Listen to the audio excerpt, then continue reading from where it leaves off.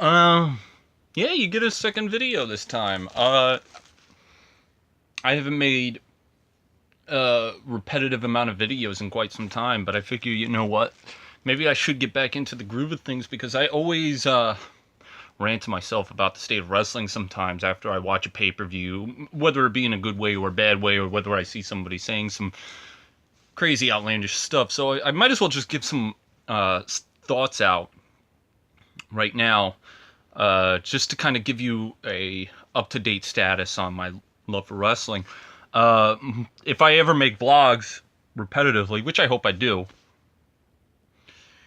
I like I would like everybody to know that I only will probably be talking about WWE related stuff because around 2013, I may have said this in the videos that I had made since then, but I have a girlfriend now, so I've been with her for almost 4 years. So now most of my time is dedicated to her and our other interests. She'll watch WWE with me. Every Raw, every SmackDown, she'll watch with me.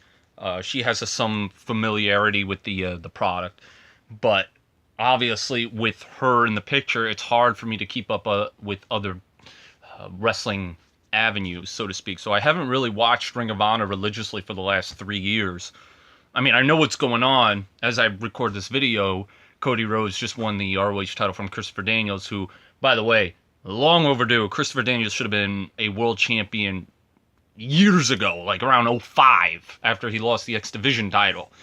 Um, I'll watch some New Japan Pro Wrestling matches because obviously they've got a buzz going on right now. I've watched the Omega Okada matches, the two that everybody's raving about, and I love both of them.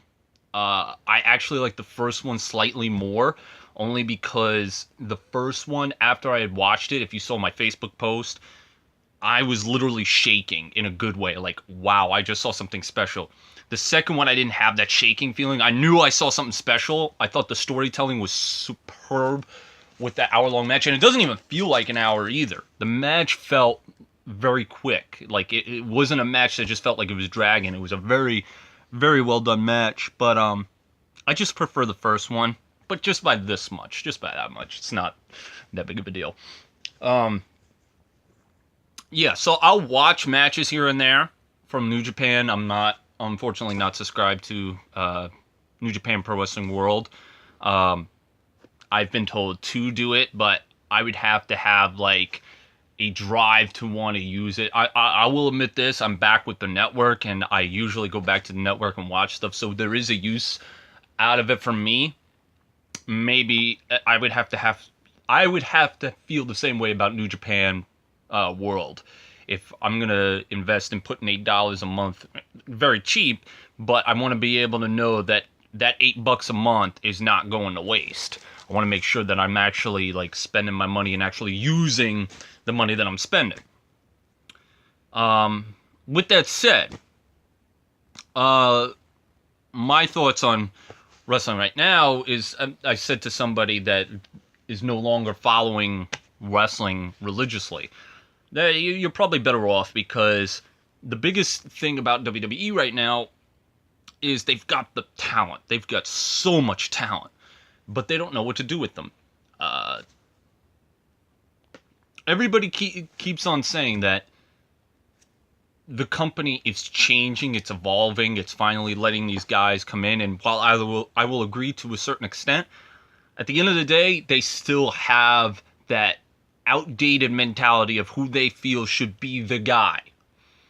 Now, I made a video 2 years ago about Roman Reigns. It was right after Fastlane, I believe, where I basically said I wasn't going to WrestleMania 31, and it was the first WrestleMania I didn't go to. Let's see, the last WrestleMania before that was 25. I started going 26 onwards. I didn't go to 31. I went to 32 and I went to 33. And I just remember saying that Roman Reigns just isn't ready, and after the many years of torture that this company is trying to put us through by making him the guy, it's clear as day that there is a clash between Hunter and Vince on what they want. because Kevin Owens is still presented as somebody, which apparently he's a Triple H guy. And while he was on Raw, he was always portrayed to look like a joke for the most part. Whereas Roman Reigns, they're trying to do everything possible to get us to like him.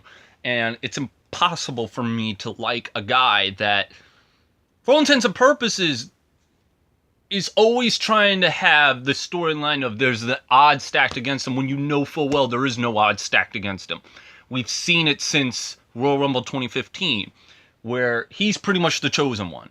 There's no ifs, ands, or buts about it.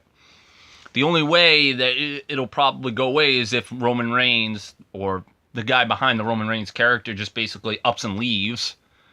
And we all know that ain't happening, because obviously he's got a safe spot in a company that pretty much has high hopes for him.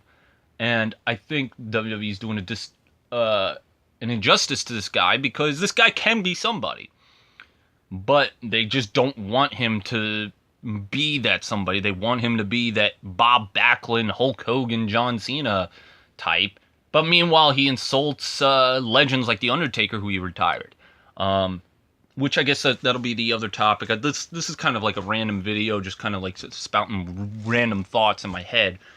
I did go to 32 and 33 since we last talked, or I was making videos, and I will say that 32 was great in the first half, and then it just went to a complete nosedive. I was sitting next to Crazy Mike 1706, if you all remember him, for that event. And 33, I sat next to my girlfriend. That was her first WrestleMania.